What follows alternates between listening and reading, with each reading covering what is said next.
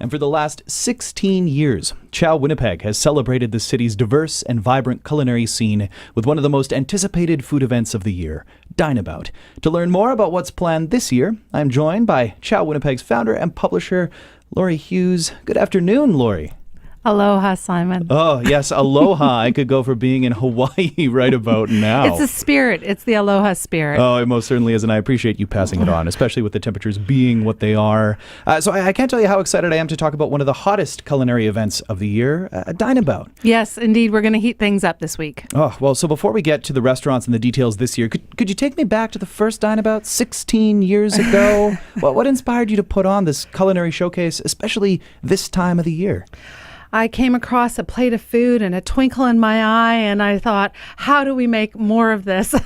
You know, these restaurant weeks are gaining popularity, and I mean, they appear in cities all over the world now. And, you know, this was an opportunity really for us to celebrate Winnipeg's local culinary talent. Ciao Magazine provides a facility to do so. And really, it's a grand gesture that is made by a group of restaurants year after year that is designed to get people trying something new, to get people out and about where they might need a little extra incentive, and it's designed to give people an appreciation of really what Winnipeg has to offer for culinary talent, our multicultural inspirations, and how good we have it, actually. Yeah, we really do. I feel like Winnipeg is finally starting to make it on the map. We've been in all sorts of different travel blogs and in all sorts of different top 10 places to visit recently, and I think the culinary scene has so much to do with that. We're very lucky here in town. So much has changed in the 22 years since Ciao Magazine has been around. When we were talking, you know, the culinary scene and wanted to talk about food and said this is going to be an emerging hobby, people would look at us a little cockeyed and go, really? Now the response is, well, of course it is. And, you know, this is a known fact among Winnipeggers that Winnipeg truly is a dining scene in our nation. So you mentioned the group of restaurants, and some of those have been with you from the beginning. Is that right?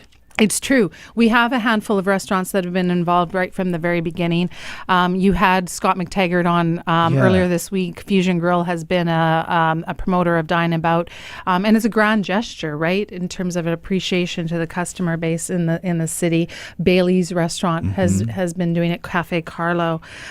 So we've had restaurants that have been in the mix from the very beginning for 16 years. One of the things that Scott was telling me in the interview you mentioned is that he and Chef Lorna at Fusion Grill always look forward to creating something new for Dine About. Is that something you encourage restaurants to do, is to create new menu items? Absolutely. A lot of the restaurants use it as an opportunity to really work with their suppliers and, you know, local sources and create dishes around that, which of course is the definition of what Manitoba regional cuisine is all about. But also many of the restaurants use it as an opportunity to showcase their signatures, their fan favorites. Of course. So the things that people come back to them and continue to order, you know, that's what they want to be able to put on offer as part of a 3-course bargain meal, effectively. Yeah. So there's something for the regulars and there's something for people trying a restaurant for the first time. Who are the new restaurants this year as part of Dine About? Yeah, we have some new restaurants that on the scene. Loft 180 just launched. It's the new restaurant at McPhillips Street Station, the casino. Little Goat Bistro out on Portage Avenue is new on the Winnipeg scene. In fact, last month, Ciao Magazine named it one of our best new restaurants. Yeah, it was on the website. I saw that, and I was making notes because I was thinking, where do I need to go, my wife and I? We need somewhere new to go, and very often we'll turn to Ciao for that very reason. Perfect. Keep doing that. Keep reading. They've got a tremendous menu for Dine About Winnipeg, and one specifically for vegetarians as well. We've got some restaurants that are not new on the Winnipeg scene, but new to Dine About Winnipeg. The Nook Diner comes to mind. I love diners. I think that diners give you a sense of community, and you find a great diner and you find a great place for comfort foods. The Nook Diner is ending their meals, all of the meals, whatever you choose, was pie of the day. Your poison. So right there, you got me. And Tuxedo Village restaurant, another Yes. one new this year, but not new around. So you've got some great signature Greek favorites on the menu there. I think you had Paulina. Yeah, they'll be coming in. Yeah. That's right. So I want to ask you a little bit. I mean, you've referenced the menus. Would you mind explaining how the menus work and the price point for Dine About Winnipeg? Yeah, it's great. It's kind of European in its flavor. It's, think about those sandwich boards outside on the sidewalks Yeah. and it's a 3-course meal that is offered at one fixed price. So for people that are interested in trying something new, trying a new place, but not exactly sure what the price point, what they're going to be in for, this is a golden opportunity, because going in what your total price is going to be for 3 courses. You've got an appetizer, you've got an entree, and dessert as well, which is really phenomenal because the price points, we've got 3 actually. Some restaurants are doing an $18 menu. Again, 3 courses, $18, 28 or 38.